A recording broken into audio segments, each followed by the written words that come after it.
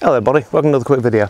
We're actually in Borrowdale today, going a bit of a wander. Mike and Bram with us. Probably going to hit Woodland because the sun's actually doing exactly what we didn't want it to do, so it's quite bright today. But we'll see what happens. Molly in the background. So we're going to have a bit of fun, see what we can find. Slap some images up and yeah, that'll be quite a nice wander, so come and have a wander with us.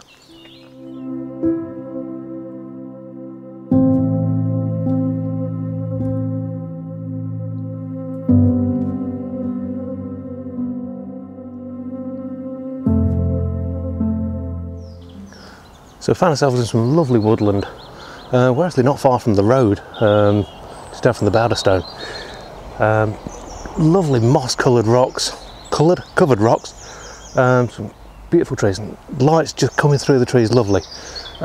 It's going to be quite harsh, so I'll probably do a lot of backlit stuff, and hopefully going to get some half-decent images. Might play with a bit of black and white as well, see how things roll with it, but yeah, with stuff like this, and the moss down here, yeah, might be some sort of silent crops and stuff like that being done, but definitely it's beautiful morning. Bird song's absolutely amazing, and yeah, great morning to be out. The downside is the midges are out and they're biting like a right one, so I've been moving around quite a bit, I think, but seeing quite a few nice sort of trees around here.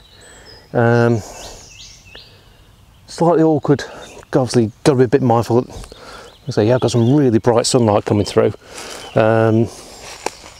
but yeah, hopefully some nice shadows, and I think I might get a reasonable amount of shots out of this one.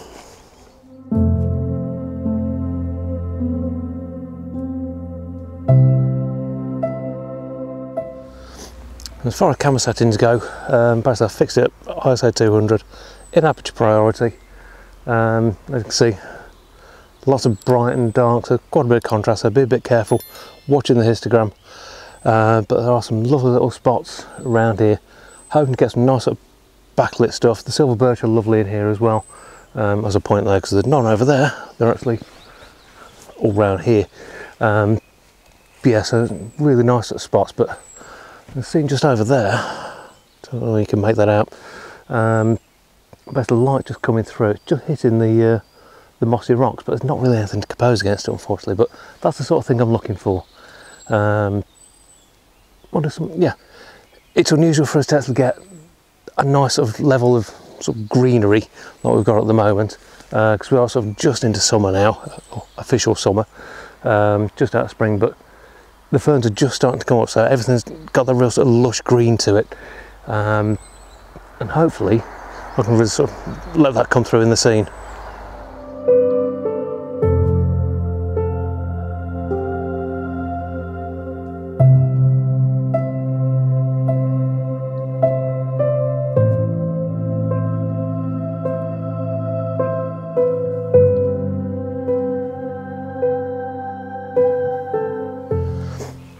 So forecast for today was up to about 10 o'clock this morning, mostly cloudy, bit of sun coming through, chance of mist as well, which would have been quite nice.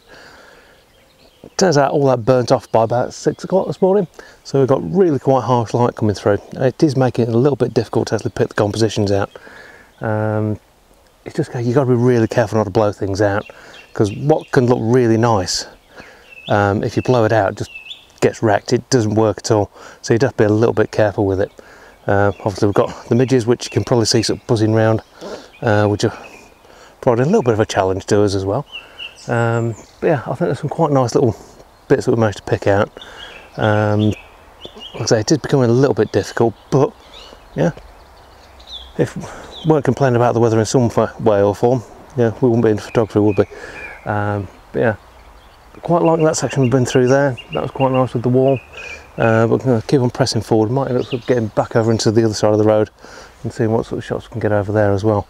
But yeah, things I'm looking for, just things that sort of stand out, something different, so a lone tree that looks different to its surroundings. Hopefully, so we're sort of down a bit of a valley area now, coming back up, get a bit of backlight as well, try and play with that. Essentially try and sort of work with what we've got. But yeah, we'll see what comes out. Hopefully I won't get too badly bitten, but we'll see what happens.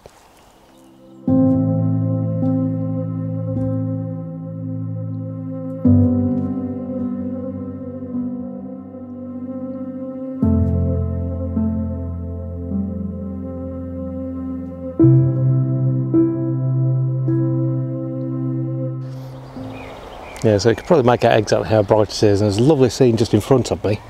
I'll just spin you around. Got the 3 trees up there in a row with the moss. Would have been absolutely perfect if the sun was coming sort of side on from it. As it is, it's a nice scene, but I don't think you'll be able to make it out. It's a bit too harsh. But there are some lovely trees around here. Definitely worth a wander if you're in the Borrowdale area, because it is a beautiful spot. But yeah, definitely pack the smidge. The little biters are right on it this morning. It's quite unusual. So just into June, but they seem to be really active already. That's not a sign for later in the year, but yeah, there's some lovely fallen trees, but they need a little bit more light to make them work. But the ferns are coming out quite nicely. But the thing for me, I'm quite enjoying it at the moment because the sun's coming in quite harsh. There's quite a few little sort of grass seed heads, and you can really sort of make those sort of stand out, backlit. You get a lovely sort of pretty background to it as well, and yeah, it seems to work. But yeah, just don't stand still for too long, otherwise you end up being eaten alive.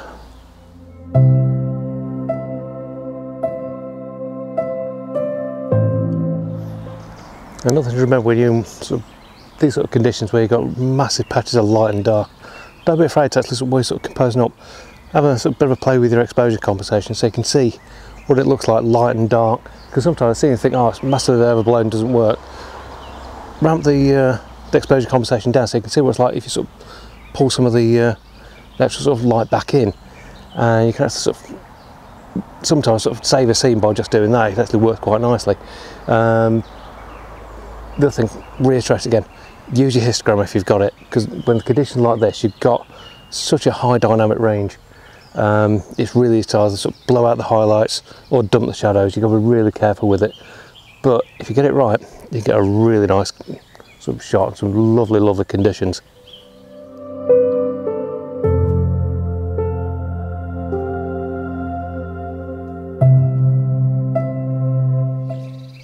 Now, try and time this so the traffic doesn't buzz through on this, but another thing to consider as well, especially when you've got sort of the light coming through, is careful of your own shadow in your shot. Just like an absolute beautiful shot there, and then look down, it's like, that's my own shadow. It's got to ruin the effect. I sort of shuffle the composition around a bit. So it does mess around a little bit with it. But normally you can get away with it. It's just, you've got to sort of keep that in your head when you're sort of setting up a composition. Especially if you've got light behind you, so you're sort of getting the nice sort of dappled light in the trees. Be careful of your shadow if it is a bit bright, because up there, yeah, that was actually very bright, but I think I might have got away with it. But some lovely little flowers around as well, so we get a few shots of those, and a bit more traffic coming in behind me because I'm right on the roadside. But if you can get this when it's been wet, because I mean really there's been no sort of discernible sort of rain for probably sort of a couple of weeks up here. Some of these mosses would absolutely glow. They'd be absolutely beautiful, but as it is at the minute, we've not really got a great deal. Even the stuff on the silver birch here, it's just gone dark. That could make a really nice sort of foreground element, really. But yeah, quite pretty though, definitely.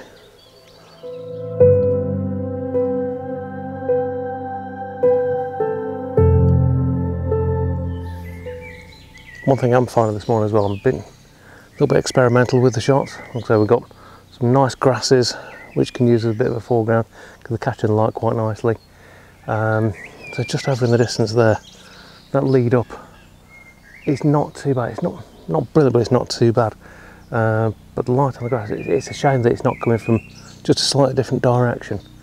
Some of the scenes in here could be absolutely fantastic. It's definitely the sort of place that in autumn this is going to be, yeah, absolute playground. It'd be absolutely incredible. So, yeah, I would like to see a little bit more moisture, so you've got a bit more green in the moss. But then again, I like to play with moss anyway, so I do enjoy those sort of intimate shots. When you get in there, use the moss as a bit of a foreground, or actually just tie it into the moss itself. It almost forms like a sort of its own little special world, and it's not really a great composition, but if I can just spin you around, I don't know where you can make that out. That's the light just hitting the grass heads there. You've got a bit of a fallen tree. I might try and get some kind of a shot from there, but like I say, it's just not a great composition from here. But yeah, that's the sort of thing I'm looking at. I'm looking at more sort of experimental stuff, because you've got to work with the conditions, and unfortunately the conditions are not what it was forecast again. But there you go. It's the norm really, isn't it? About the only time we've actually had weather conditions that have played properly is when we went sort of up Bow Fell. But yeah, it comes and goes, but you work with what you got. But I might be able to form something up. I mean, we've got this mound here, a bit of a rock with sort of moss on it, with the grasses. I might try and sort of lead something in with the backlit leaves up there. Yeah, we'll have a play, see what we can find. But yeah, it is a case when you're in this sort of places, just go out and play. You're not shooting film, well, you might not be shooting film, but because I'm not shooting film, I'm not worried about, oh, have I got so many exposures to use up or anything like that. Because digital, experiment, play with it, just snap away. You might dismiss something in the field, you think, nah, doesn't work. You get back and you sort of have a bit of a look around. Something might pop out at you sort of later on, so it's always worth sort of getting the shot just in case. So yeah, little tip anyway.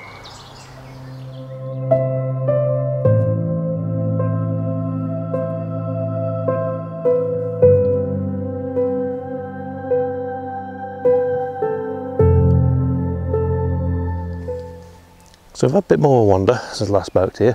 I'm coming to Grange now. The light really is starting to get very harsh, but there's some lovely little pockets down here where you've got the canopies. Some lovely sort of little spots coming through. So I'm going to have a bit of a wander around here. There's a nice little sort of footpath heading up here as well. Might be able to bring something in.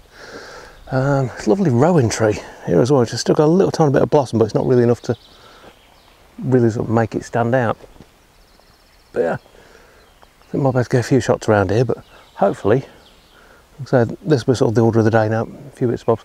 We're going to get a bit higher up, but the sun's really getting quite sort of intense now, so I don't really sort of see any benefit from doing that. I think all it's going to do is just blow everything out, which is a bit of a shame, but it is what it is, unfortunately.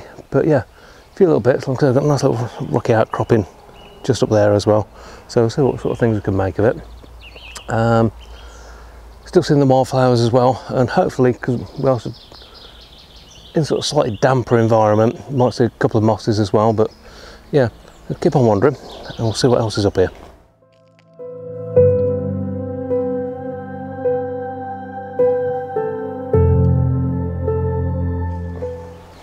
And just going back to what I was saying earlier about sort of playing with the exposure compensation, while you're doing that, if you can, get your histogram up as well. So if you are going to shoot sort of say a stop under, you need to make sure you're not just dumping the shadows as well. It's one thing sort of gaining the highlights back, but if you're dumping too much of the shadows, yeah, just be a little bit careful with it.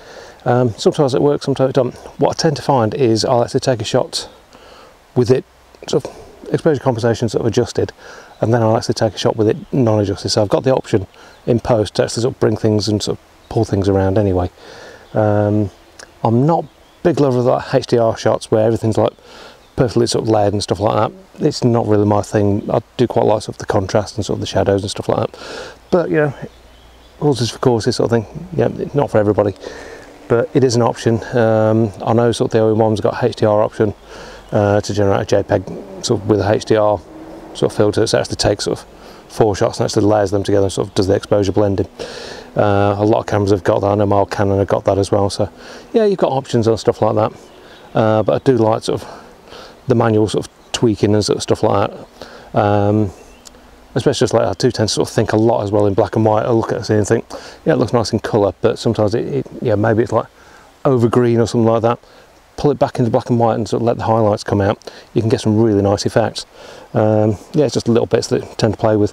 I'm seeing a few little bits of fungi dotted around as well, but not enough for me to think, right, it's sort of going to be sort of a usable sort of feature. But yeah, this is a nice spot. It's got a little bit more canopy than where we were before, so there's a chance that there's a few sort of backlit images as well, which I think will work well. There's a lovely little creek just coming along there as well. Might be able to pull something in, not sure. I'll have a play anyway.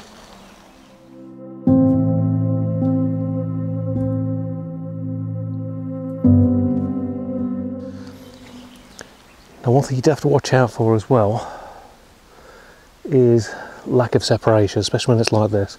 There's this lovely sort of tiny sort of tree here, which would make a brilliant subject, but to shoot that you need something behind it to block out the trees.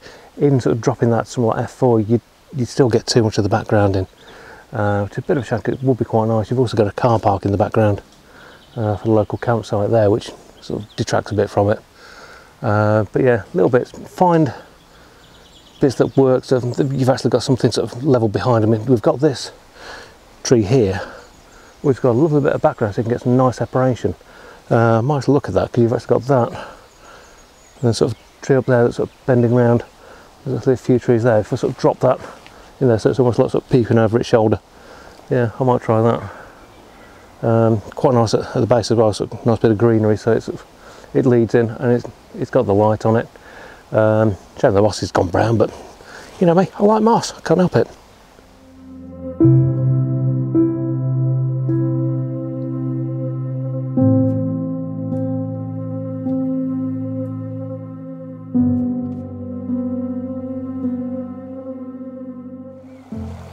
So come out of the woods now, as you can see it's massively harsh.